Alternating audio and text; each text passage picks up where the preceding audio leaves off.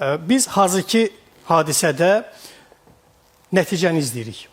Siz isə hər gün sinifə daxil olursunuz və demək olar ki, fərqli-fərqli ailələrdən gələn şagirdlərlə ünsiyyətdəsiniz, onlarla bir sinifdəsiniz və bu prosesdə biz nəticəni izləyiriksə, siz birbaşa olaraq səbəbin içindən gəlirsiniz.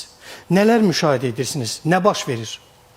İlk öncə baxmaq lazımdır ki, bu məsələlərdə, yəni ki, şagirdlərə sosial şəbəkələrdən istifadə olsun, ümumiyyətlə məktəbdə davranış məsələləri olsun, ümumiyyətlə ailənin içində övladla keçirilən vaxt olsun. Yəni, bunlar çox keyfiyyətli olması lazımdır. Təəssüf ki, biz sadəcə uşaqları məsələn, məktəbə göndərəndə olsun, universitetə hazırlaşanda olsun, ancaq nəticəyə orada da baxırıq ki, sanki öz övladlarımızı bir-birimizin uşaqlarına yarışdırırıq və burada başlayır ki, mənim uşağım daha yaxşıdır, sənin uşağın daha yaxşıdır.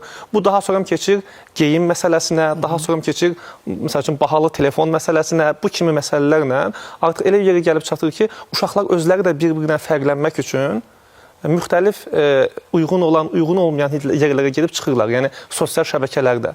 Amma yəni, şagirdlərdə hiss olunan nədir? Mən şagirdlərin telefonlarını alıb baxdığımda valideynlər hansı ki baxmırlar. Mən valideynləri burada günahlandırıram ki, orada qeyd olunur ki, hansı, nə qədər vaxt keçirib. Yəni, məsələn, telefonda girəndə baxmaq olur ki, ailə nəzarət deyə bir yer var. Yəni, ekran saatı nə qədər? Mən 16 saat ekran saatı olan şagird görmüşəm, 16 saat. Yəni, 16 saat telefonda olan adam normal gedib gəzə bilirsə, yemək yeyə bilirsə, əslində artıq uşaq böyük bir uğur əldə edib. Yəni, mənim fikrim budur ki, biz məktəbdə uşaqdan yaxşı nəticə gözləməklə yanaşı, məktəbə qədər ki və məktəbdən sonraki prosesə də diqqət eləmək. Məncə, bu məqamlarda yanlışlıq buradadır. Yəni, uşaq məktəbə gələnə qədər ki, müddətdə də yəni, onun şuur altında olsun, ümumiyyətlə, necə ki, qidalanması kimi beyninə uyğun olan, olmayan bütün məlumatlar gedir və bu valideyn nəzarətindən kənardır. Yəni, valideyn olmaq, onu giyindirmək, pulunu verib, hazırlığa qoymaqla bitmir. Bundan başlayıq. Baxın, bizim özümüzün şagird olduğumuz dövr, bir də indiki dövr, hətta bundan əvvəl 10 il əvvəlki dövrü də müqayisə eləmək üçün bizim önümüzdə yaxşı imkanlar var. Ən azından düşünürəm ki, biz yaşlıyıq və bu imkanları rahat şəkildə müqayisə edə bilirik bu dövrləri. Baxın, müasir dövrün şagirdi ilə həm öz dövrümüzü, həm 10 il bundan əvvəl, 20 il bundan əvvəli müqayisə etsək, bugün auditoriyaya daxil olanda hansı mənzərəni görürük? Burada siz təkcə sosial şəbəkə üzərinə toxundunuz. Mən ümumi olaraq yanaşmaq istədim. Mənzərin, davranışlarında bir mənzərəni bizə istərdim ki, təqdim edəsiniz. Yəni, burada iki məqam var əslində. Bir var, məsəl üçün, ixtisasını sevən müəllim, yəni ki, dərs keçmək niyyəti ilə gələn.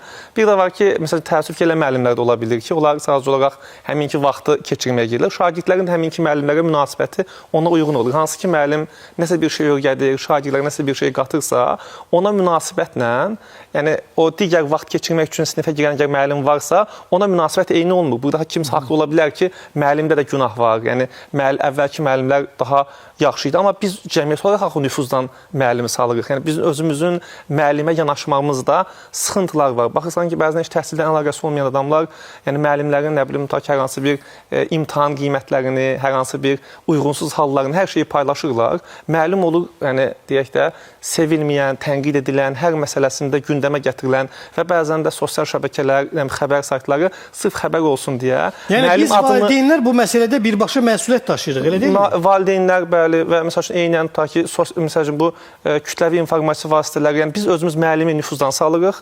Bu müəllim nüfuzdan düşəndən sonra o, təbii ki, sinifdə olsun, daha sonra cəmiyyətdə olsun, həmənki mesajı deyək, həmənki o öz üzərinə düşən vəzifəni yerinə yetirə bilməmək kimi problemlərlə qarşılaşmış olur. Ona görə biz yəni birlikdə burada bir nəfər günahkardır deməmək, bir tərəf günahkar deyil. Yəni biz cəmiyyət olaraq günahkarıq. Yəni valideyn də burada günahkarlıq tərəfi var, müəllimin də və şagird də biz yetişdirməliyik deyə düşünürəm mən.